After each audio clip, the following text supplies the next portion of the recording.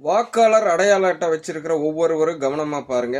இந்த ஜனவரி 8/1/2026 தான் last date. தவறாம இதை செய்துக்குங்க. கடந்த எஸ்ஐஆர் பதிவு நடந்தது இல்லைங்களா? வாக்காளர் அடையாள அட்டை சீர்திருத்தம் அதுல எல்லாம் பதிவு பண்ணியிருப்பீங்க. அந்த பதிவு பண்ணதுடைய வரைவு வாக்காளர் பட்டியல் இருக்கு இல்லைங்களா? 9/12/2025 கடந்த வருடம் வெளியிட்டிருக்காங்க. அதிலிருந்து இப்போ 8/1/2026 வரை என்னன்னா நம்ம அப்ஜெக்ஷன் தெரிவித்து நம்மளது விடுபட்டிருந்தா சேர்த்துறதுக்கான டைம் கொடுத்துருக்காங்க.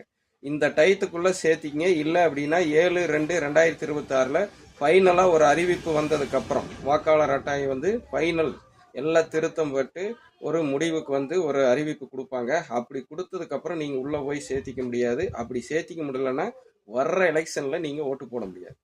ஸோ வர்ற எலெக்ஷன்ல இந்த சட்டமன்ற தேர்தலில் 2026 நீங்க ஓட்டு போடணும்னா தயவு செய்து இன்னும் இந்த காணொலி எடுத்துக்கிட்டு இருக்கிற தேதி 3, இன்னும் 5 நாள் தான் இருக்கு.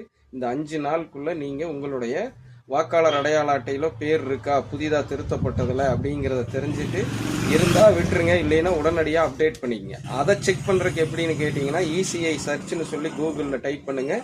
ஃபஸ்ட்டு ஒரு லிங்க் வரும். அந்த லிங்க்கில் கிளிக் பண்ணி உள்ளே போய் உங்களுடைய எபிக் நம்பர், அதாவது வாக்காளர் அடையாள அட்டை நம்பரும் உங்களுக்கு அங்கே கூட என்ன ஸ்டேட்டு, லாங்குவேஜ், கீழே ஒரு கேப்சா கேட்கும், கொடுத்து டைப் பண்ணுங்கள். மொபைல்லையே கூட பண்ண முடியும்.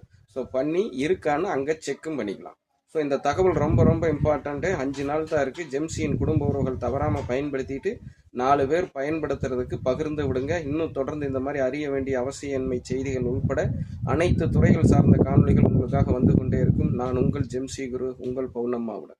இந்த மாதிரி செய்திகளை மட்டும் தனியாக வழங்குறதுக்குன்னே நம்ம ஜெம்சி சிசி நியூஸ் தமிழ்னு ஃபேஸ்புக் பக்கமும் யூடியூப் சேனலும் வச்சுருக்கோம். அதையும் பயன்படுத்திங்கன்னு சொல்லிட்டு தாழ்மையான வேண்டுகோள் வைத்துக்கிறேன். நன்றி, வணக்கம் என தருமை உறவுகளை.